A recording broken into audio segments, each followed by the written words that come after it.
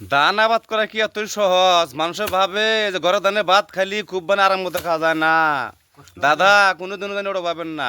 এই যে দেখেন খেত পানির মধ্যে কামলা পাওয়া যায় না, নিজে কাটা হয়ে গেন জানা, এইগুলা ধানের এত খাটনি।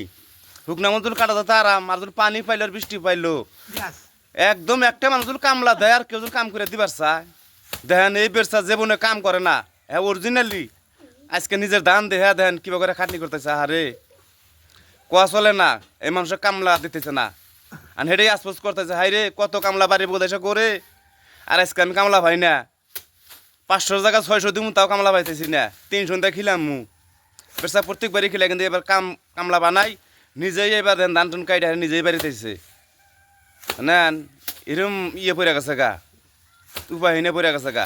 একদিনে পানি এসে না বান করে দিছে, সত্যি মতো ধানছে কি অবস্থা করে দিছে, মানুষের থাকা অসুবিধা করে দিছে। এটুকু যুক্তি? এখন এই ধান ফিরে যাবো গা মহারাষ্ট্র বিলা ঈদের 2 দিন পরে কামে যাবো গা। উপায় নাই, 3 মাস কাম করে আইলি আল্লাহ রাতে 2-4-5 বছর আমি আমার লাই চলাবো আমার। আরে কোনো অনুদান পায় না, এই টেনশন করি না, নিজের পকেট খরচা ধরে যাবো, পকেট খরচা লাগে বলা মানে চাহাম না পকেট খরচা, এখন আত্ম তাগরা আছে তো।